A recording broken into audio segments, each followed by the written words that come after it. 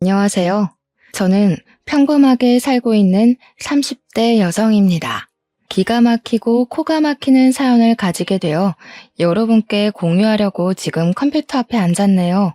저는 이 사건으로 인해 오랫동안 고통받고 있고 그 고통으로 인해 아직도 심리치료와 정신과 약을 먹고 있습니다.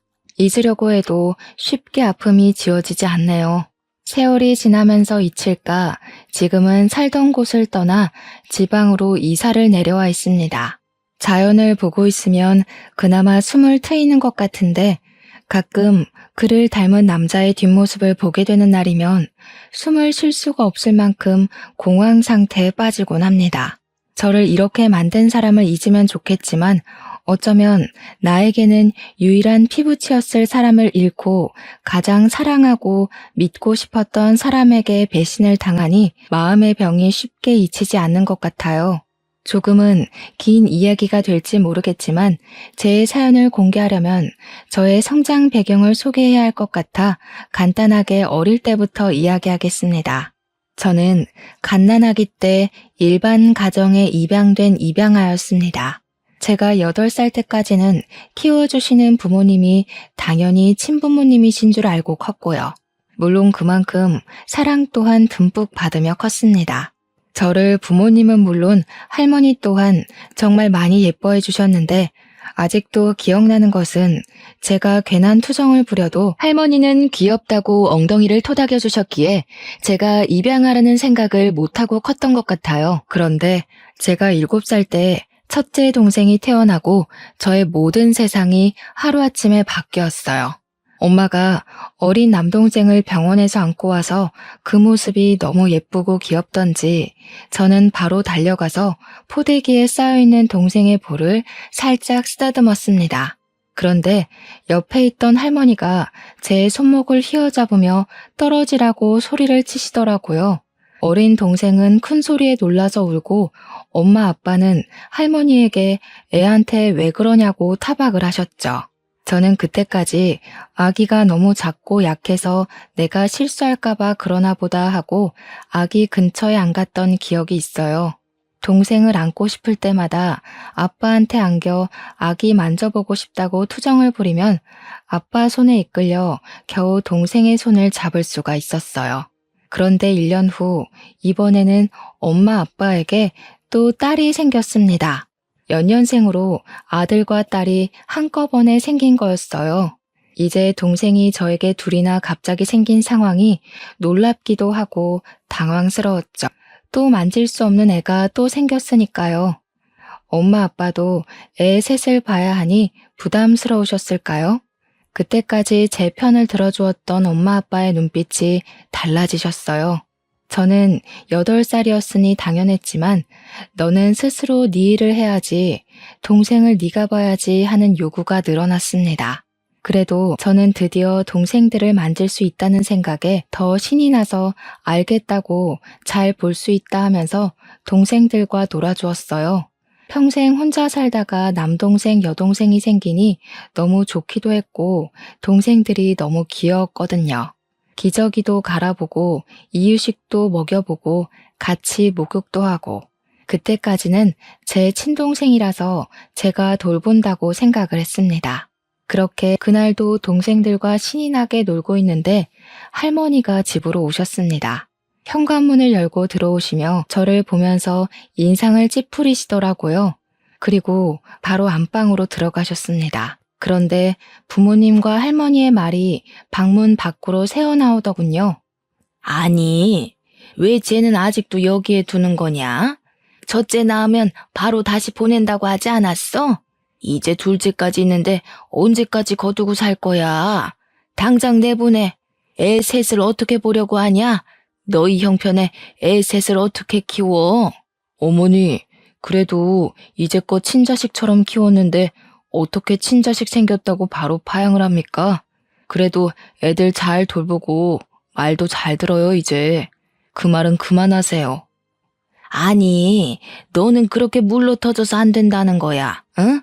처음부터 내가 쟤의 입양을 허락한 건 남의 자식 키우면 하늘이 간복해서 부부에게 애를 준다는 그거 하나 때문에 허락한 거다.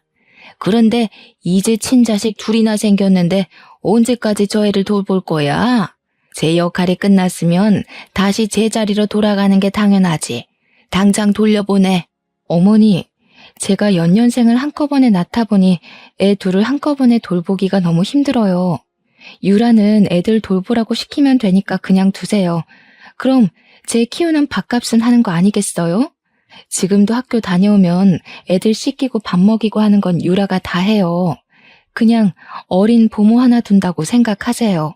저는 그 말을 듣고 제가 입양하라는 사실과 이 집에 아직도 남아있는 건 동생들을 돌보는 보모가 필요했기 때문이라는 것을 알게 되었습니다.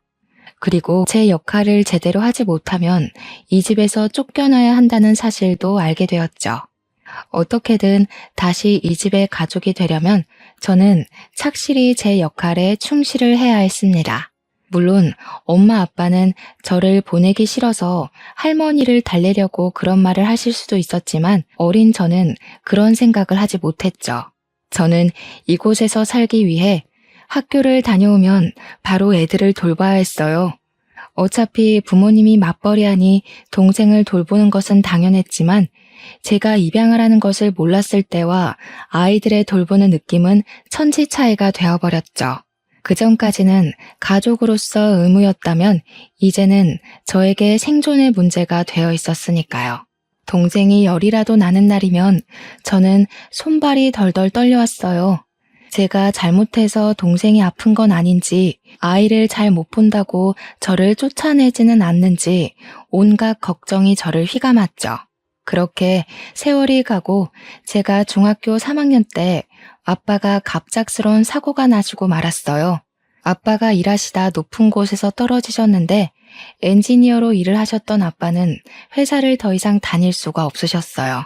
어깨뼈가 심하게 다치시며 손을 높이 드실 수가 없게 되었거든요. 엄마 혼자 저희 식구들 모두 먹여 살려야 할 상황이 되자 가장 먼저 눈에 가시덩어리인 제가 눈에 밟히셨나 봐요. 할머니가 온 식구를 불러 모으셨어요. 사실 저는 할머니가 무슨 말을 꺼내실지 대충 감이 왔어요. 저를 보실 때마다 언제부터인지 할머니는 저를 감정 쓰레기통으로 사용하고 계셨거든요. 너희 이제 어떻게 할 거니?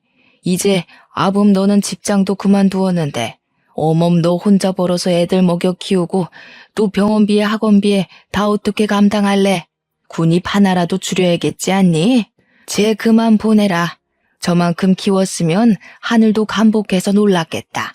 이제 보내도 원망 하나 하지 않을 거야. 할머니 말에 엄마 아빠는 아무 말이 없으셨어요. 이미 그 순간 저의 운명은 결정되어 있었던 거죠. 순순히 모든 것을 받아들여야 했습니다. 이제껏 이곳에 있었던 것도 다행이라 생각해야 했죠. 그렇게 아무 말도 안 하고 제 짐을 챙겨 들었습니다. 짐이라고 해봤자 책가방, 자잘한 학용품, 옷 몇 가지와 교복뿐이었습니다. 그 모습을 본 동생들은 두 눈이 휘둥그레지더라고요. 이제껏 친누나 친언니인 줄 알았던 제가 피를 나눈 사이가 아닌 사이라는 것을 알았으니까요. 집을 나가려는데 양쪽에 한 놈씩 붙어서 저를 붙들었습니다. 안 돼, 누나, 가지 마. 누나, 나 두고 가지 마. 누나 없으면 밥은 누가 줘? 응? 이제 누가 공부 알려줘. 나도 데려가. 같이 갈래. 언니, 가지 마. 할머니 미워. 왜 언니 쫓아내는 거야? 할머니가 나가. 언니 말고 할머니가 우리 집에서 나가. 언니랑 있을 거야. 언제나 집에서 동생들을 챙기는 것은 온전히 저의 몫이었기에 어쩌면 동생들에게는 저는 엄마 같은 존재였을지도 모른다고 생각이 들더군요. 꼭 물가에 내놓은 아이들을 보는 것 같았어요. 그래도 어쩌겠어요. 저는 선택권이 없는데 동생들이 붙잡아도 남아있을 수 있는 권한이 없었습니다. 엄마 아빠가 동생들 하나씩 붙잡아 떼어놓아도 동생들은 꽉 붙어 제 다리에서 안 떨어졌습니다. 저는 꾹꾹 참았던 눈물을 흘리고 말았어요. 그래도 저를 가족으로 받아주는 건 동생들 뿐이었으니까요. 그리고 이곳에 남아있고 싶었습니다. 저는 할머니 앞으로가 무릎을 꿇었어요. 제발 3년만 이곳에 있게 해주시면 안 될까요? 그냥 잠만 재워주세요. 다른 거 안 바랄게요.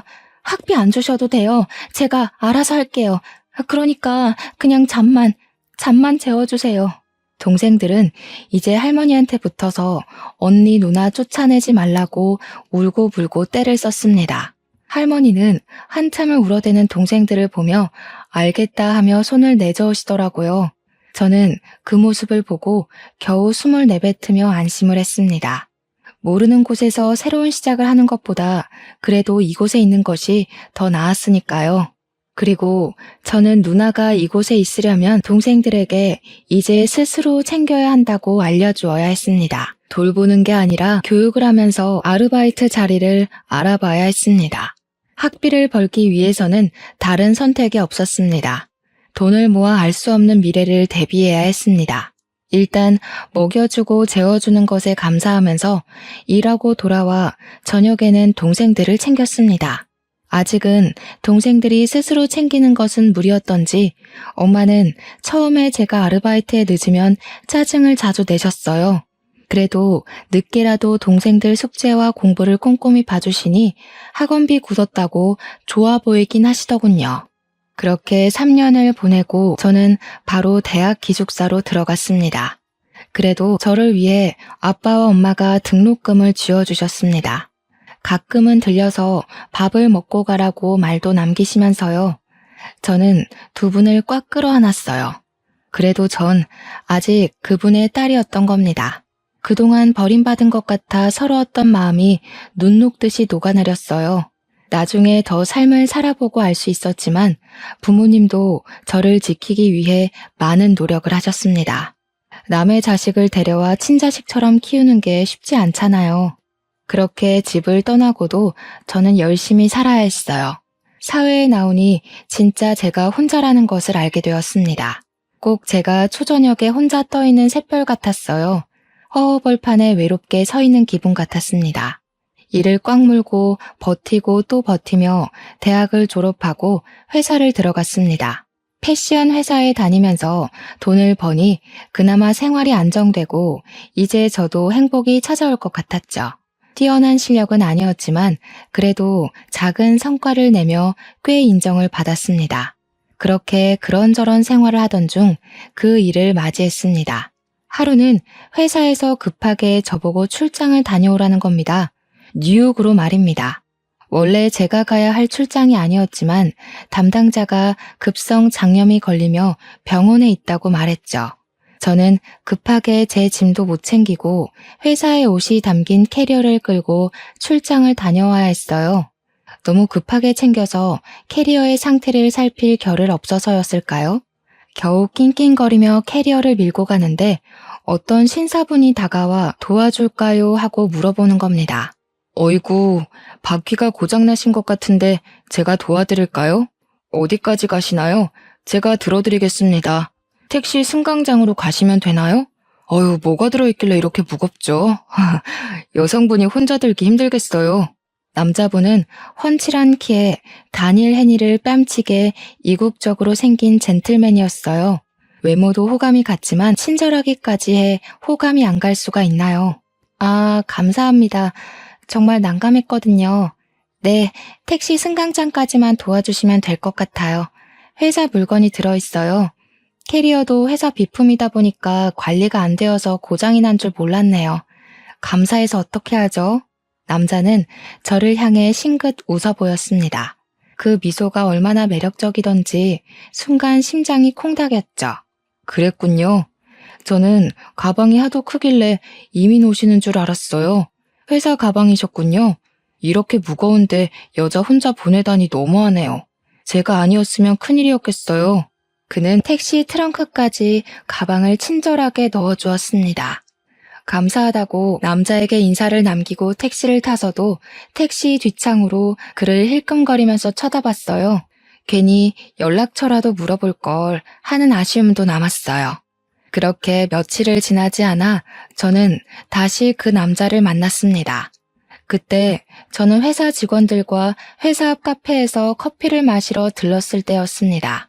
한참 커피를 주문하고 있는데 뒤에서 하는 소리에 돌아보니 바로 그 남자가 테이블에 앉아 있는 겁니다. 저는 너무 반가운 마음과 저를 한눈에 알아본 그를 보고 깜짝 놀랐죠. 그때는 정말 아주 잠깐이었으니까요. 저는 회사 직원들에게 먼저 가라고 하고 그에게 다가갔습니다. 어머, 이곳에서 다 뵙네요? 여기는 무슨 일 때문에 오신 거예요? 그때 도와주셔서 정말 감사해요. 덕분에 큰 문제 없이 다시 회사로 돌아왔습니다. 다행이네요. 안 그래도 그렇게 보내놓고 정말 걱정이 많았거든요. 그런데 이렇게 또 만난 거 보니 우리 혹시 운명인가요? 우연히 반복되면 운명이라고 하잖아요. 그는 그렇게 이야기하며 저를 보고 씩 웃는 겁니다. 정말 이국적으로 생긴 또렷한 이목구비가 제 눈에 한눈에 들어왔죠.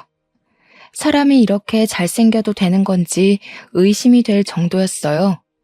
그것도 그런데 저에게 우연히 반복되면 운명이라고 말을 하자 웃음이 나왔죠. 어머, 우연히 운명이 되려면 3번이 겹쳐야 한대요. 저희는 1번이 부족한 것 같은데요. 이거 어쩌죠? 아직 운명이 되지 못했네요. 제가 혹시 마음에 드세요? 그는 긴 목을 기다란 손가락으로 긁적이며 멋쩍게 웃더라고요. 아유, 전 그날 당신을 그렇게 보내서 너무 후회해서 방금 보고 너무 좋아했는데 저만 아쉬웠나 보네요. 겨우 생각한 말인데. 그럼 그 1번의 우연은 제가 운명으로 만들 테니까 우리 만나볼래요? 바로 앞에 잘생긴 얼굴로 고개를 내밀며 바라보는 남자를 거절할 수가 없었어요. 일단 그는 너무 잘생겼고 젠틀한 매너를 가졌었으니까요. 우리는 그날 바로 연인이 되었습니다. 저 또한 혼자 오랫동안 홀로 지냈기에 누군가를 만나는 게 너무 설렜죠. 정말 그는 저를 아껴주고 사랑해주는 게 느껴졌어요. 만나면 그는 제 얼굴을 뚫어져라 쳐다보는 겁니다. 제가 얼굴에 뭐가 묻었냐고 물어보면 그는 웃으며 그냥 씩 미소를 짓더라고요. 그냥 얼굴만 봐도 좋다고요. 그때는 그의 말을 그냥 곧이곧대로 믿었던 것 같아요. 저를 너무 사랑해서 그렇게 본다고 말입니다. 그는 미국 교포 어머니와 미국인 아버지에서 태어난 혼혈이라고 하더군요. 그래서 그렇게 뚜렷한 이목구비를 가졌나 봐요. 바로 아래로 2살 어린 여동생이 있다고 말도 해주었어요. 아버지는 그가 15살 때 돌아가셨다고 했습니다. 저에 대해 물어봐서 제가 입양하라는 말을 해주었어요. 어릴 때 있었던 일을 말하면 그는 손을 꽉 잡아주면서 자기와 함께하면 절대 그런 일 다시 겪지 않을 거라고 하는 겁니다. 맞잡은 손이 얼마나 따뜻한지 저는 그의 말을 들으면서 제 마음의 응어리가 녹아내리는 것 같았어요. 이제 정말 인생을 함께할 사람을 만났다고 생각했죠. 이제 외롭지 않아도 된다고 생각했어요. 그렇게 그와 만난 지 3달쯤 되었을까요? 그가 저와 결혼하자고 말을 했습니다. 유라야, 우리 결혼할까? 이렇게 너의 얼굴 보고 있는 것도 너무 좋은데 너와 매일 함께 잠을 자고 아침에 일어나고 싶어. 나랑 결혼해 줄래? 전 그 사람 말에 아무 말도 못하고 입을 우물거렸죠. 그 사람을 사랑했지만 만난 지 3달도 안 되어 결혼을 하는 건 너무 이르다고 생각했죠. 그렇게 급한 문제가 아니라고 생각했습니다.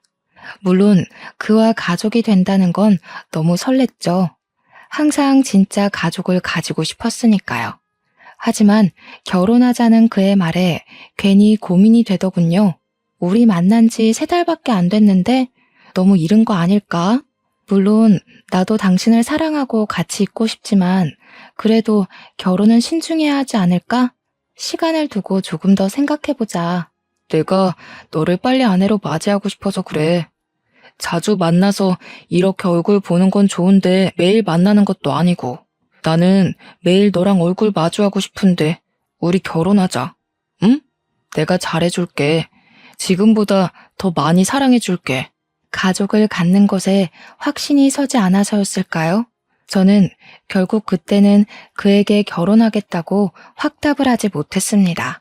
아무리 생각해도 만난 지 3달 만에 결혼하는 것은 이른 것 같았어요. 주위의 동료에게 물어보니 결혼정보 회사를 통해 만나 결혼하는 경우에는 딱 3번 보고 결혼하는 경우도 있다고 하더군요. 아는 사람은 한 달 만에 결혼해서 10년 넘게 잘 살고 있다. 사람마다 케바케다. 이렇게 말을 하는 겁니다. 그때 당시 정말 고민을 많이 했습니다. 그에게 바로 결혼하겠다고 못하는 게 너무 오랫동안 혼자 지내서 그런 것은 아닌지, 그를 믿어야 하지만 사람을 믿는 믿음이 부족해서 그런 것은 아닌지 걱정이 되었죠. 하지만 저를 간절히 바라는 그를 배신하고 싶지 않았어요. 그 또한 쉽게 꺼낸 말이 아닐 테니까요. 저는 그와 만나서 결혼하자 하고 말했습니다. 그는 활짝 웃으며 저를 꽉 끌어안았습니다. 정말? 우리 진짜 결혼하는 거지? 사랑해 유라야, 내가 정말 잘할게. 진짜 좋은 남편이 될 수 있어. 나 정말 노력할 거야. 우리 그럼 결혼식은 언제 올릴까? 아니다. 결혼식이야 언제든 할 수 있으니 혼인신고부터 할까? 그는 그렇게도 저와 결혼하는 게 좋았던 걸까요? 저는 너무 앞서가는 그의 손을 꽉 잡았습니다. 진정 좀 해. 일단 부모님들께 결혼 허락을 맡아야지. 아무리 둘이 하는 결혼이라도 부모님께 알리고 서로 인사하고 그래야 하잖아. 결혼식은 그 다음에 하는 거야. 이렇게 번갯불에 콩 구워 먹듯이 후딱 치르는 결혼은 못하겠어. 그의 얼굴이 순식간에 뒤틀렸습니다. 그렇게도 저와 결혼을 하고 싶었던 건지 그는 고개를 숙이고 한참을 고민했습니다. 그러다가 나직이 긴 숨을 내뱉었습니다. 알겠어, 그럼. 부모님 만나면 정말 바로 결혼하는 거야? 다른 말 하기 없어. 그때 결혼을 미룬다고 하면 안 돼? 약속해. 저는 고개를 끄덕였습니다. 그는 제 손을 꽉 잡더라고요. 알겠다고 미국에서 가족을 한국으로 부르겠다고요. 그렇게 저는 그 사람의 가족을 만나게 되었습니다. 그의 가족들이 온다고 해서 그와 함께 공항까지 마중을 나가게 되었죠.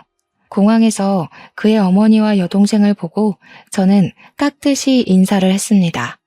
그런데 그의 가족들이 저의 얼굴을 보고는 표정이 굳더라고요.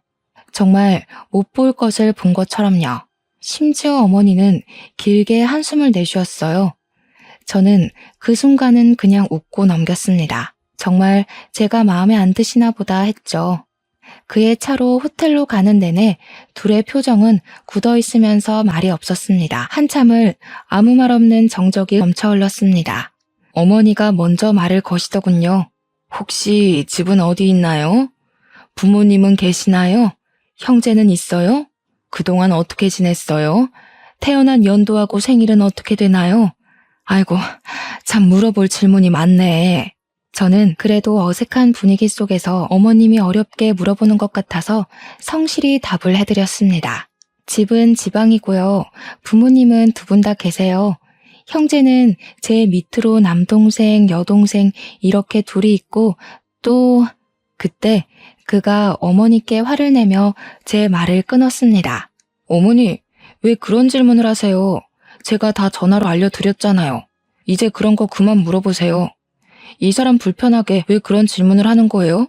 유라야, 내가 다 말씀드렸어. 이제 그만 말해도 돼. 다시 차 안에 어색한 침묵이 흘렀습니다. 저는 당시에 가족 사이가 나쁜가 보다 하고 넘겼습니다. 그리고 그가 정말 제가 불편할까봐 그런 거라고 생각을 했죠. 호텔로 내려다주고 돌아가는 길에도 그는 제 손을 꽉 잡고서 기분 나쁘진 않았는지 또 물어보더라고요. 이렇게 저를 챙겨주는 게 고맙기만 했죠. 그렇게 가족이 모인 상견례가 시작되었습니다. 저는 엄마 아빠를 몇 년 만에 뵙는 거였어요. 그동안 삶이 바쁘기도 했고 왠지 가족에서 떨어져 나간 것 같았거든요. 그런데 두 분은 흔쾌히 저의 상견례에 와주시고 사위가 잘생겼다 하고 잘 살라고 축복을 내려주셨습니다. 남편이 정말 훤칠하게 잘생겼더라. 이놈 아빠 보고 자라서 얼굴만 보고 남편감 고른 거 아니지? 잘 살아. 그리고 불러줘서 고맙다. 저는 아빠를 꽉 껴안아드렸어요. 와주셔서 너무 감사해요. 자주 못 가서 너무 죄송해요. 정말 잘 살 거예요. 걱정하지 않으셔도 돼요. 그동안 키워주셔서 정말 감사해요. 엄마 아빠는 제 손을 꽉 잡아주시며 토닥이셨습니다. 미안하다 유라야. 그때는 정말 우리가 사는 게 팍팍해서 너의 마음까지 챙길 여유가 없었어. 너에게 그렇게 대하면 안 된다는 걸 알면서도 먹고 사는 게 급급했다. 서운한 거 다 털어버려라. 저는 네라고 대답하고 고개를 끄덕였습니다. 이렇게 가족들과 상견례를 치르니 정말 이제 저도 그의 가족이 된 것 같았어요. 그렇게 저희는 이제 본격적인 결혼 준비를 하게 되었습니다. 그런데 이번에 그는 혼인신고를 하자고 하는 겁니다. 유라야, 우리 어차피 결혼할 거 일찍 혼인신고를 하면 어떨까? 조금 일찍 해도 좋을 것 같은데. 우리 혼인신고하고 당당하게 법적 부부가 되자. 물론 결혼 후 혼인신고를 하게 되겠지만 결혼식장도 잡지도 않았는데 너무 이른 선택 같았어요. 그래도 그건 너무 성급하게 하는 거 아닐까? 결혼식 후에 해도 늦지 않잖아. 천천히 하자. 일단 결혼식 준비하는 거에 집중했으면 하는데 결혼하기 전에 신경 쓸 게 너무 많잖아. 네가 나를 버리고 달아나 버릴까 봐 그래. 혼인신고 먼저 하자. 요즘 보면 혼인신고하고 먼저 살다가 나중에 결혼식 올리는 사람도 많던데. 우리도 그런 거로 생각하고 몇 달 후면 결혼식도 올리고 먼저 혼인신고해도 상관없잖아. 그의 말이 다 틀린 말은 아니었습니다. 그런 부부가 심심치 않게 있으니까요. 하지만 그때 당시 저는 왠지 또 거부감이 들더라고요. 이렇게 성급하게 결혼하는 것도 고민을 많이 했는데 혼인신고까지 그렇게 성급하다니요. 제가 한참 고민을 하니 그는 정말 안달복달을 하는 겁니다. 혼인신고를 먼저 하는 게 뭐가 문제냐는 거죠. 우리가 사랑해서 법적으로 부부가 먼저 되는 거라고요. 저는 그의 성화에 못 이겨 알겠다고 했습니다. 그래도 그 사실을 부모님과 그의 가족에게는 알려야 할 것 같아 전화로 연락을 드렸습니다. 그런데 예비 신우가 질겁을 하는 겁니다. 그러지 말라고요. 저는 너무 당황스러웠지만 왜 그러냐고 말을 못하겠더라고요. 상견례 전에도 저를 별로 달가워하지 않았으니 혼인신고도 환영하지 않는 거라고 생각을 못했습니다. 회사에서 퇴근하려고 준비를 하는데 예비 신우에게 전화가 왔습니다. 회사 앞 카페에 있으니 나오라고 하더라고요. 그래서 저는 카페로 갔습니다. 굳은 표정의 신우가 카페에 앉아 있었고요. 제가 앉자마자 예비 신우는 당장 이 미친 결혼을 그만두라고 하는 겁니다. 언니, 당장 이 미친 결혼 그만두세요. 그러다가 언니 정말 후회해요. 오빠가 왜 이 결혼을 하는 거라고 생각하는 거예요? 언니를 사랑해서 하는 것 같아요? 설마 그렇게 생각하는 건 아니죠? 저는 당황해서 말을 못하고 입을 뻥끗거리고 있었어요. 아무리 마음에 안 든다고 저렇게 말할 것까진 없잖아요. 그때 그가 어떻게 알았는지 저희에게 다가와 저의 손을 와락 잡아서 자리에서 일으켜 세웠어요. 너 무슨 말이 그래? 유라에게 왜 결혼을 그만두라고 하는 거야? 내가 유라를 사랑하지 그럼 안 그렇다는 말이야? 이런 말 할 거면 너 당장 미국으로 돌아가. 그의 여동생은 그를 날카롭게 쏘아보더라고요. 내가 왜 오빠가 이 언니 만나는지 모를 것 같아? 오빠 아직도 그러는 거지? 아직도 안 고쳐진 거야? 그렇지. 오빠가 이 언니랑 결혼하는 거 제니퍼 때문이잖아. 그의 손이 예비 신우의 뺨을 날카롭게 지나쳐 갔습니다. 너무 놀라 손으로 입을 막고 두 눈을 동그랗게 뜨는 사이에 저는 그의 손에 이끌려 카페를 나서고 있었습니다. 그에게 이끌려 차에 태워지면서 그에게 제니퍼에 관해 묻고 싶었지만 그의 얼굴을 보고 입을 다물었습니다. 당장이라도 폭발할 것처럼 시뻘개져 있었습니다. 그의 손에 이끌려간 곳은 그의 집이었어요. 만남이 짧아서인지 지금까지 사귀면서 그의 집은 처음 가봤어요. 이제 곧 있으면 이곳은 저희 신혼집이 될 곳이었죠. 그는 집에 오자마자 저를 와락 끌어안았습니다. 저를 품에 안고 온몸을 잘게 떨고 있었습니다. 미안, 난 정말 너를 놓치기 싫은데 이렇게 보기도 아까운데 우리 가족은 나의 결혼을 받아들이기 너무 싫은가 봐. 난 유라 너만 있으면 돼. 그럼 우리 가족도 버릴 수 있어. 내 옆에 있어 줄 거지?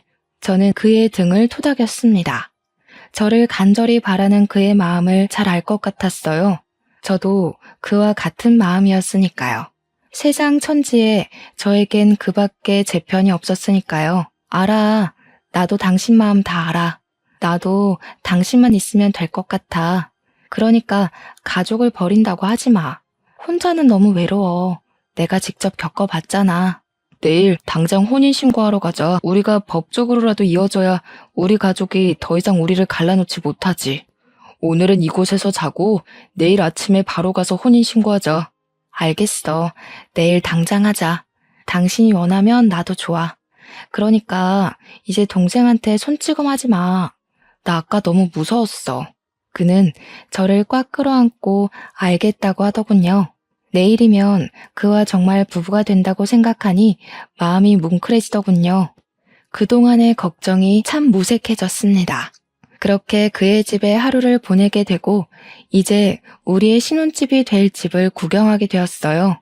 그렇게 안방의 옷장 문을 열었는데 하얀 웨딩드레스가 들어있었죠. 저는 정말 깜짝 놀랐어요. 순간 소름이 돋아올랐던 것 같아요. 옷장에 있는 웨딩드레스라 참 기묘하게 다가오잖아요. 누가 옷장에 웨딩드레스가 있을 거라고 생각이나 했겠어요. 저는 드레스를 들고 가서 그의 앞에 내밀었어요. 이거 뭐야? 언제 이걸 준비한 거야? 혹시 내 거야? 이걸 왜 옷장에 넣어둔 거야? 혹시나 나를 위해 준비한 것인지 물어보고 싶었어요. 이곳에 있으니 당연히 제 것이라고 생각했으니까요. 그는 다가와서 저를 보며 싱긋 웃는 겁니다. 나의 신부를 위해 미리 준비했지. 너와 참 잘 어울릴 것 같아서. 입어볼래? 참 잘 어울릴 거야. 너를 생각하면서 고른 드레스니까. 저는 다시 드레스를 바라보았어요. 그런데 드레스가 유행이 지난 디자인이었습니다. 최신 유행하는 디자인은 아니었지만 그래도 저를 위해 준비했다고 하니 순간 설레더군요. 이렇게 드레스를 준비할 정도로 저와 결혼을 원했다고 생각을 했으니까요. 저는 드레스를 가지고 가서 입어보기로 했어요. 안방으로 들어가서 드레스를 입고 살짝 치마를 들었는데 치맛한 끝 속치마에 갈색 얼룩이 보이는 겁니다. 치마를 들여 안쪽을 보니 핏자국이 더 선명하게 보였어요. 오래되어 갈색으로 변색된 핏자국에 저는 온몸에 소름이 쫙 끼쳐서 서둘러 방문을 걸어 잠가 버렸습니다. 그가 문을 잠그는 소리를 들었는지 문고리를 쥐고 흔들면서 말했습니다. 제니퍼, 무슨 일이야? 무슨 일 있어? 문 좀 열어봐. 제니퍼, 왜 문을 잠근 거야? 문 열어. 왜 문을 잠근 거냐고. 그의 목소리가 선명하게 제 귓속으로 파고 들어왔습니다. 제니퍼라니. 그의 입에서 나오는 이름은 분명 제니퍼라는 이름이었어요. 저는 온몸에 닭살이 올라오자 문 옆에 서랍장을 밀어 문 앞에 가져다 놓았죠. 그리고 침대 위에 벗어놓은 제 옷에서 핸드폰을 꺼내 예비 신우에게 전화를 걸었어요. 그는 아직도 문 앞에서 문을 두드리며 제니퍼를 찾고 있었죠. 여보세요? 저예요. 지금 그의 집인데 그가 저를 제니퍼라고 불러요. 도대체 제니퍼가 누구죠? 지금 그를 피해 안방에 혼자 있어요. 예비 신우가 길게 숨을 내쉬더군요. 그리고 저에게 충격적인 이야기를 들려주었어요. 제니퍼는 오빠가 사랑한 첫사랑의 이름입니다. 둘은 8년을 사귀고 결혼을 약속한 사이였어요. 그런데 갑자기 죽어버려서 오빠가 아주 힘들어했어요. 당신하고 많이 닮았어요. 아니, 저도 처음 당신을 봤을 때는 당신이 혹시 제니퍼가 아닌가 착각을 했습니다. 그녀의 말에도 저는 이해가 가지 않았죠. 아무리 닮았다고 해도 사람을 착각한다는 게 말이 안 되잖아요. 아무리 닮아도 사람을 착각하다니 말이 안 되잖아요. 그리고 그 사람 집에 웨딩드레스가 있던데 혹시 이것도 제니퍼의 드레스인가요? 혹시 당신은 자신이 쌍둥이라는 것을 모르고 있었나요? 제니퍼는 자신이 아기 때 한국에서 입양이 되었다고 일란성 쌍둥이 동생이 한국에 남아있다고 항상 말했습니다. 혼자 미국으로 입양되었다고요. 언젠가 당신을 만나러 한국으로 가겠다고 말했었습니다. 저는 그때까지 저에게 쌍둥이 언니가 있다는 걸 모르고 살았습니다. 결국 그가 사랑한 건 제가 아닌 죽은 언니였던 거죠. 그때 그가 문을 밀어내고 방 안으로 들어왔습니다. 문고리가 이미 망가져 헐렁거리더군요. 그는 저를 보며 미소를 지었습니다. 저는 그를 피해 뒷걸음쳤습니다. 그는 제게 다가와 어깨를 꽉 잡더군요. 제니퍼, 돌아왔구나. 드디어 나에게 다시 돌아왔어. 얼마나 이 순간을 기다렸는지 알아? 그때 정말 미안했어. 혹시 많이 아팠어? 너를 아프게 하고 싶지 않았는데 용서해 줄 거지? 이미 그의 눈에는 저는 없었어요. 그의 앞에서 있는 것은 제니퍼인 저의 언니였습니다. 저를 껴안는 그를 밀쳤습니다. 나는 제니퍼가 아니야.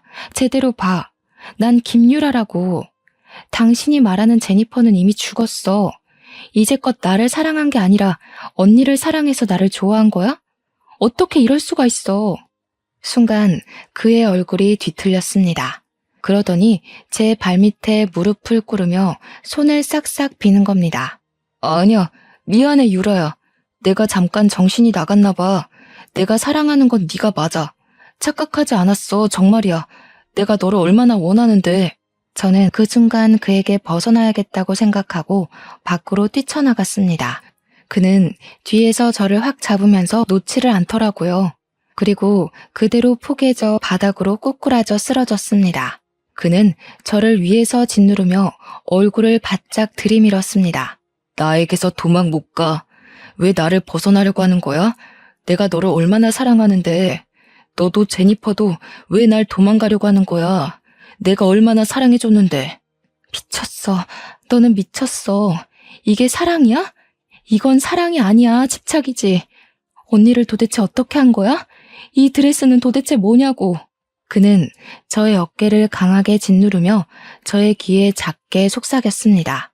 나랑 결혼하기 싫다고 해서 영원한 나의 신부로 만들었지. 이제 네 차례야. 유라야, 나를 벗어날 생각하지 마. 저는 두 눈을 날카롭게 뜬 그를 보며 온몸을 벌벌 떨어야 했습니다. 그의 손은 목을 틀어쥐고 있었습니다.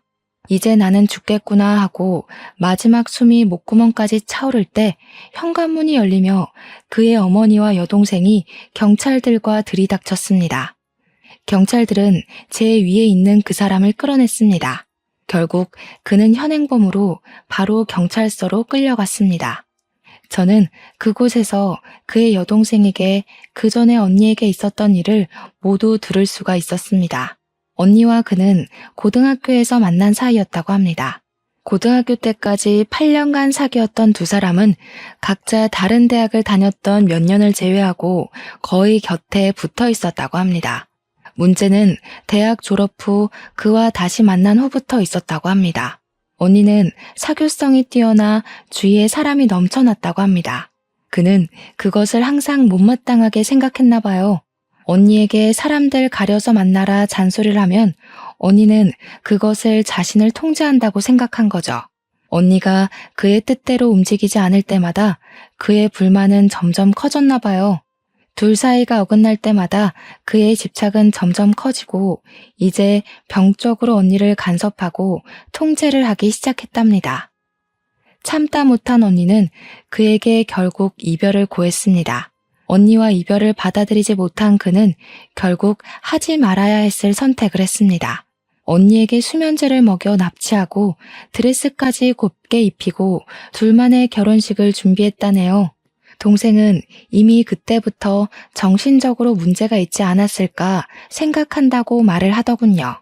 잠에서 깨어난 언니는 자신의 모습에 소름 끼쳐하며 그와 크게 싸웠나 봐요. 그리고 집 밖으로 달아나는 언니를 차로 쫓아간 그는 언니를 차로 치워버렸습니다.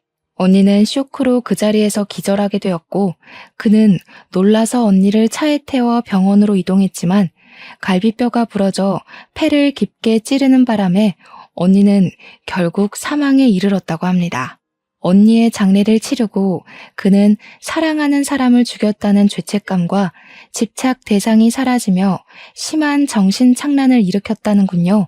언니를 차로 치었지만 사고 후 살리려고 병원까지 이송까지 한 점을 생각해서 교도소가 아닌 정신병동에서 5년을 살고 출소를 했다고 하네요. 그리고 그는 치료 후 평범하게 일상으로 돌아와 한국으로 출장차 왔다가 우연히 저를 발견했다고 합니다. 언니랑 똑같이 생긴 저를 보고 제니퍼가 살아왔다고 전화를 했더랍니다. 가족들은 아니라고 그 사람은 제니퍼의 쌍둥이 동생이 아니냐 하고 걱정을 했는데 다행히 그때 그는 정신줄을 꽉 붙들었나 봐요. 그래서 걱정을 한시름 덜고 있었다고 합니다. 정신적인 문제가 치료가 다 되었다고 생각을 한 거죠. 나중에 경찰 조사에서 그는 처음부터 캐리어를 이용해 저에게 접근했다고 했답니다. 한 달 정도 먼저 저를 지켜보면서 접근할 기회를 엿봤다고 했다더군요. 그 후에도 그는 저를 감시하고 통제 안에 넣으려고 했다고 합니다. 언니에게 보인 집착을 저에게도 보인 거죠. 결국 그가 처음부터 사랑한 건 제가 아닌 죽은 언니였던 겁니다. 저의 모습에서 언니를 보고 좋아하고 사랑했던 거겠죠. 저는 다시 그를 찾아가서 말을 해봐야 하는 건지 고민을 했습니다. 가서 말을 한다고 무슨 의미가 있는지 고민을 했지만 완벽한 이별을 고하기 위해 저는 그가 있는 구치소를 찾았습니다. 그는 구치소의 교도소복을 입고 제 앞에 앉았습니다. 보기 좋네. 구치소 밥이 잘 나오나 봐. 사실 찾아올까 오지 말까 고민을 참 많이 했어. 우리가 더 이상 할 말이 남아있을까 하고 말이야. 하지만 묻고 싶더라고. 정말 나를 사랑하지 않았어? 한 번도 나를 사랑한 적 없어? 나한테서 언니를 보고 그동안 좋아한 거야? 처음에는 그랬던 것도 같아. 너를 처음 보는데 제니퍼가 살아 돌아온 것 같았으니까. 보면 볼수록 그녀가 떠올랐어. 그리고 너를 만나면서 너희는 결국 다른 사람이라고 생각했어. 좋아하는 거 싫어하는 게 너무 다르더라. 그리고 너의 모습이 더 좋았어. 제니퍼는 항상 강하고 당당하고 사람 좋아했지만 너는 반대니까 오히려 나랑 더 맞는다고 생각했어. 오히려 제니퍼가 나를 너에게 보내주지 않았나 생각했어. 확실한 건 마지막은 너를 사랑했다는 거야. 그의 마음에 움찔거렸습니다. 마지막은 저를 사랑했다는 그의 말을 믿고 싶었을까요? 저는 두 손을 꽉 쥐고 마지막을 고했습니다. 그랬구나. 그래도 사랑했다니 나도 그 사랑에 답을 해줘야겠네. 우리는 여기서 이제 헤어지는 거야. 시작했으니 끝도 있어야지. 다시는 우리 마주치지 말자. 다시는 서로를 만나도 모르는 사람인 거야. 우연히 만나도 우리는 운명이 아닌 거야. 고개를 숙이고 울먹이는 그를 두고 자리에서 일어났습니다. 나중에 들은 말은 다시 정신착란 현상을 일으켜 정신감호소로 이송되었다더군요. 저 또한 공황장애가 찾아와 정신과 치료와 약을 먹게 되었죠. 그리고 언젠가 한 번도 본 적이 없는 저를 닮았다는 언니가 묻혀있는 미국으로 가서 그녀를 만나고 싶네요. 어쩌면 언니가 저를 그에게서 구해주려고 그 웨딩드레스에 핏자국을 남겼나 싶기도 해요. 세상에는 기가 막히는 우연이 많다지만 어쩌면 사람에 의해 만들어지는 운명도 있나 봐요. 그것이 가져올 운명이 좋은 것인지 나쁜 것인지 결국은 끝까지 가봐야 알겠지만요. 간절함이 집착에 가까워져 올 때는 항상 주의를 기울여야 할 것 같아요. 과한 건 모자란 것만 못하다고 하잖아요. 여러분도 자신이 사랑하는 사람이 어떤 사랑을 바라는지 한 번쯤은 눈여겨보셨으면 좋겠네요. 긴 사연 읽어주셔서 감사합니다.